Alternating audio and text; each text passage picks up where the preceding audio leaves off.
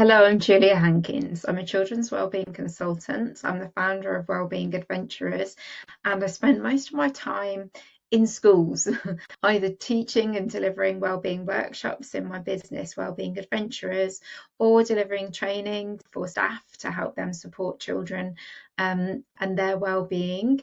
And I also offer mentoring for other kids yoga teachers to help them in their own kids yoga businesses and to help build their confidence and help them to thrive.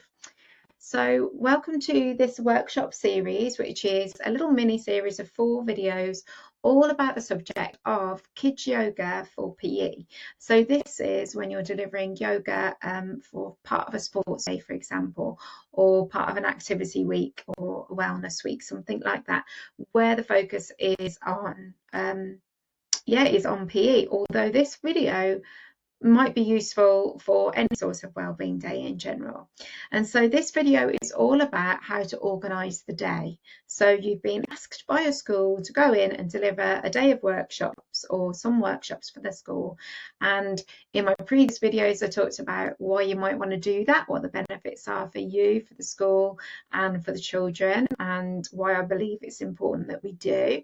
The second video, I talked about what to actually teach in those sessions. And in this third video, I'm talking all about how to organise the day. So the kind of nuts and bolts of how it works. And I'm drawing on my own experience in my own business, Wellbeing Adventurous, the things that I do. So I am no way saying that this is the only way to do it or that this is the best way to do it.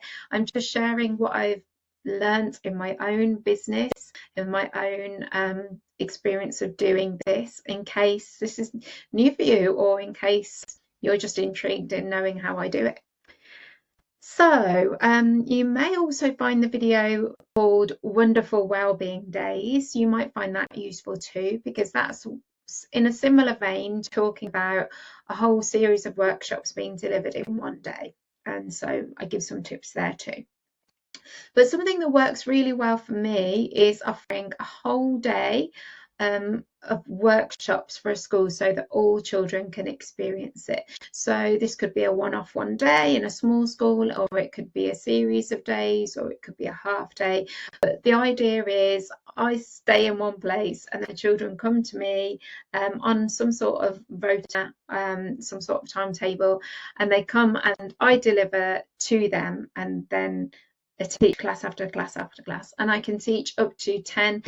I have taught 11 classes in a day, and that's a bit much, but I regularly teach 10 classes in a day, or so that's the idea. And so how it looks like for me is I basically set myself up somewhere.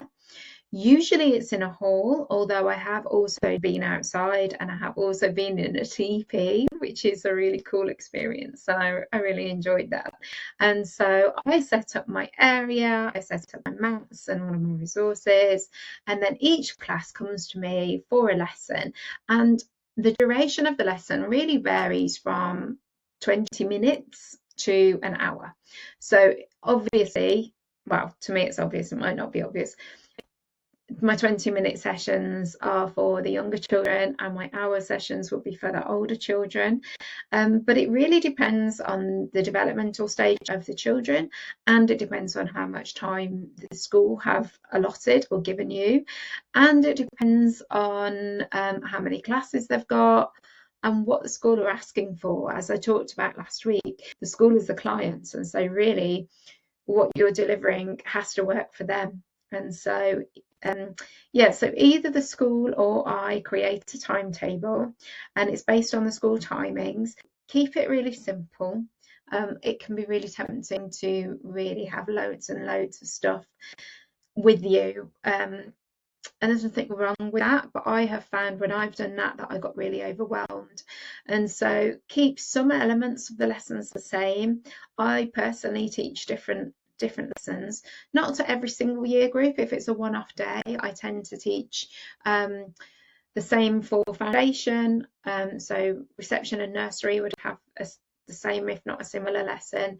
Year 1 and 2, so that's Key Stage 1, would have a similar lesson, and Year 3 and so Key Stage 2 So 3, 4, 5 and 6 would have a very similar lesson to each other. I may just make a few adaptations within the lesson. So there's differences in the way I deliver it, but they're very similar activities, and that's just to manage my own stress levels, because if I was doing a different thing for every single class throughout the day, I would be exhausted and I would not be able to sustain multiple classes in that way.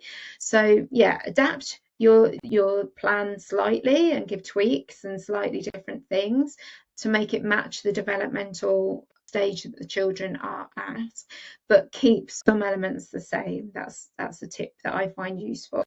And also another tip is to manage your own energy.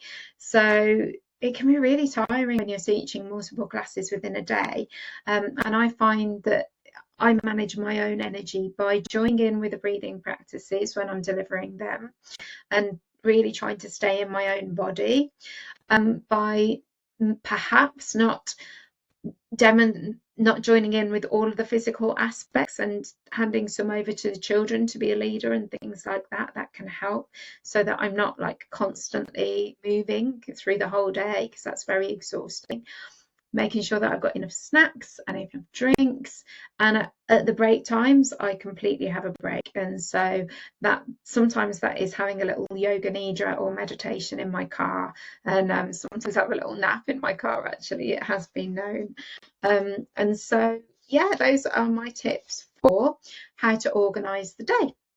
So if you are interested in seeing my lesson plan, then check out the freebie, which is the Key Stage 1 School Sports Yoga Plan. So if you found this video useful, I'd really appreciate a comment or a like. Please subscribe so that you see my future videos. And if you've got any questions, email me, julia@juliahankins.co.uk. Thanks for watching.